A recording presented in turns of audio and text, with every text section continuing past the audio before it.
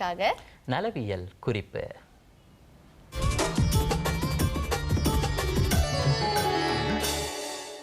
வணக்கம் நண்பர்களே. வாரம் ஒரு பழம் என்ற ரீதியில் இன்றைக்கி மங்குஸ்தீன் பழத்தை பற்றி பேச போகிறோம்.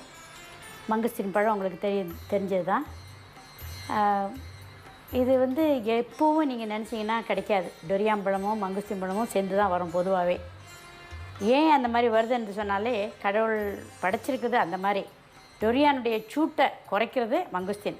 அப்போ மங்குஸ்தீனுக்கு அவ்வளோ ஒரு குளிர்ச்சி கொடுக்குற தன்மை இருக்குது.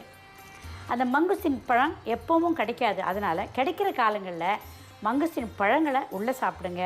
அதில் ரொம்ப மருந்து சக்தி இருக்குது. அது தோல்களை வீசக்கூடாது. வீசாமல் இந்த மாதிரி காய வச்சுக்கோங்க. பெருசாக எடுத்து சின்ன சின்னதாக வெட்டி அந்த நேரத்துலையே வெட்டினா தான் இந்த மாதிரி வரும். காஞ்சிச்சின்னா வெட்டுறது ரொம்ப கஷ்டம்.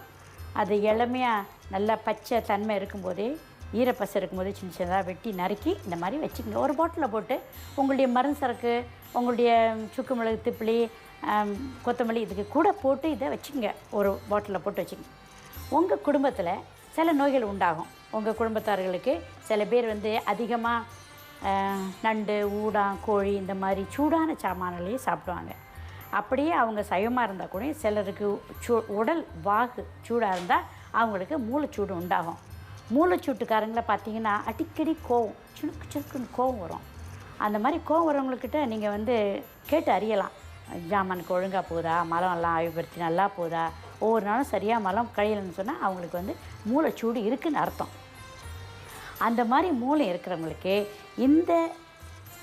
இந்த தோல் எடுத்து இடித்து பவுடர் பண்ணி கொஞ்சம் எடுத்து அவங்க சாப்பிட்டாங்கன்னா அந்த தோற்பு சத்துக்கு அந்த மூலாதாரம் குளிர்ச்சியாகி கொஞ்சம் மூலம் குறையும். இதை தவிர்த்து அவங்க அந்த பச்சையாக இருக்கும்போது அதை இடித்து சாறு எடுத்து கொடுத்திங்கன்னா இரத்த விருத்தி இல்லாதவங்களுக்கு ரத்தமும் உண்டாகும். ஏன்னா அது சிவப்பு அணுக்களை உற்பத்தி பண்ணுற சிகப்பாக இருக்கிறதுனால, சிவப்பாக இருக்கிற எல்லாமே அதில் இரத்த விருத்தி செய்யக்கூடிய சக்தி இருக்குது. ஸோ இதை பச்சையாக இடித்து அந்த தோலில் குடிக்கலாம். அப்படி குடிக்கும்போது சில பேருக்கு ஓவராக மாதவிடாய் போகுதுன்னு வச்சுக்கோங்க. அந்த மாதவிடாய் இருக்கிறதுக்குள்ள தன்மை இதோடைய தோலுடைய சக்தி இருக்குது. ஆக நீங்கள் முன்பு சொல்லியிருக்கிறேன்,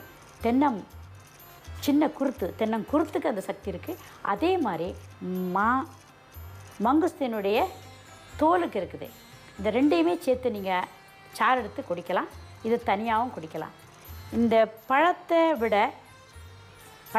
தோலில் சக்தி இருக்கிறதுனால நீங்கள் அவசியம் இதை பத்திரப்படுத்துங்க, வீசாதுங்க. இதை தவிர்த்து முகத்துக்கு க்ரீம்களுக்கு இப்போ ரொம்ப விலை ஏறிய மருந்தாக ஒரு க்ரீம் செய்கிறாங்க அந்த தோல்லேருந்து.